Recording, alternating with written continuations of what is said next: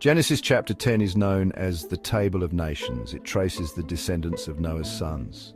This chapter shows how people spread out after the flood. It connects families and tribes to places. This helps us understand ancient cultures. The chapter is like a family tree. It starts with Noah and lists his sons, Shem, Ham, and Japheth. Each son's line is traced through generations. The Table of Nations is a valuable resource. It helps us understand the origins of different nations and cultures. It is a testament to the Bible's historical accuracy. Noah had 3 sons, Shem, Ham, and Japheth.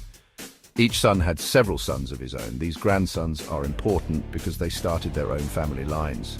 These lines eventually became different nations and people groups.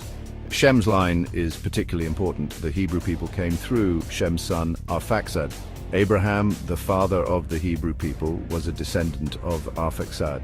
Jesus Christ also came from this line. Ham's descendants settled in regions like Cush, Mizraim, and Canaan. These areas are generally associated with Africa and parts of the Middle East. The Canaanites in particular played a significant role in the later history of the Israelites. Japheth's sons spread out across the northern regions. Gomer, Magog, Madai, Javan, Tubal, Meshech, and Tiras are all listed as his sons. These names correspond to regions and people groups located in modern-day Europe and Asia. Genesis chapter 10 doesn't just list names, it also connects people with places. This helps us understand where different cultures originated. For example, we see that Cush is associated with Ethiopia, and Mizraim corresponds to Egypt. The Table of Nations shows us that humanity spread out from one central point. This point of origin was likely in the ancient Near East. From there, people migrated eastward, westward, and southward.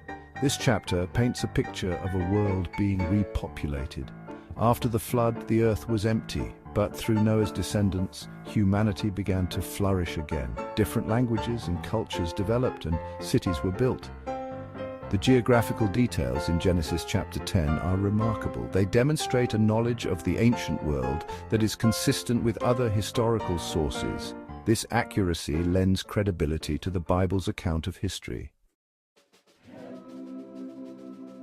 Genesis chapter 10 is more than just a list of names. It's a foundational text that explains the origin of different nations and shows how they are related to each other. It reminds us that despite our differences, we all come from one family.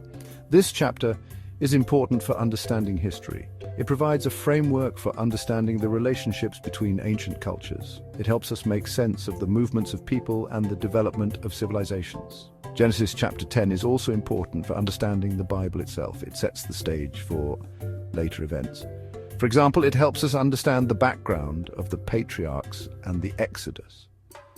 The Table of Nations is a testament to God's faithfulness. Even after the devastation of the flood, God preserved humanity.